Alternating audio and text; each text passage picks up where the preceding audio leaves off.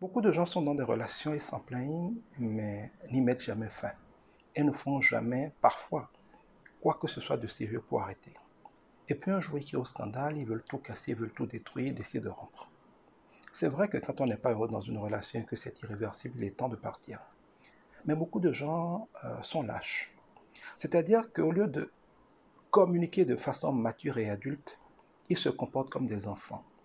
Quand l'autre fait quelque chose qu'ils ne sont pas capables de supporter, qu'ils n'aiment pas, au lieu de dire franchement, poliment, gentiment, avec respect et courtoisie, mais clairement qu'ils ne sont pas d'accord, ils font semblant d'accepter, ils font comme si ce n'était pas important. Pour eux, ils laissent passer, ils prennent sur eux, mais sans jamais montrer à l'autre qu'ils sont en train de laisser passer, de prendre sur eux, douloureusement. Ce n'est pas sage.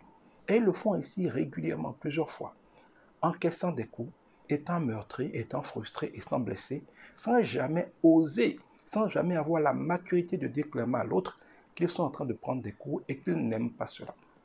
Le résultat, c'est que l'autre est en train de les blesser, de les frustrer, d'être complètement galvaudé ou noirci dans leur esprit comme étant une personne mauvaise, mais sans même s'en rendre compte. Elle pense ou il pense que l'autre est gentil, qu'il aime bien ça, que c'est naturel pour lui. Et donc, la personne qui est en train de frustrer l'autre a l'impression que tout ce qu'elle fait est naturel.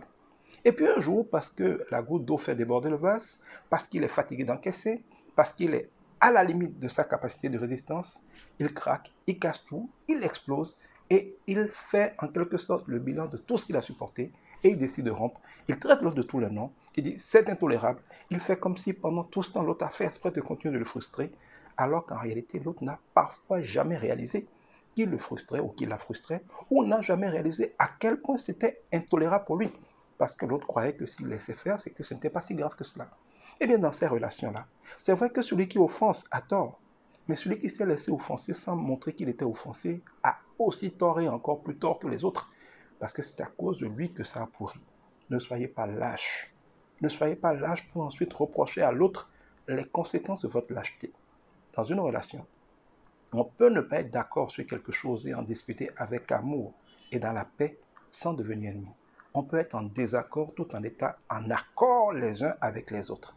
Ayez le courage, la sagesse, l'humilité et l'amour de dire aux autres ce que vous n'aimez pas, de pouvoir en discuter et de régler les choses au fur et à mesure. Réglez les choses au fur et à mesure en construisant votre relation. N'encaissez pas pour un jour tout casser parce qu'alors vous seriez le seul responsable des dégâts.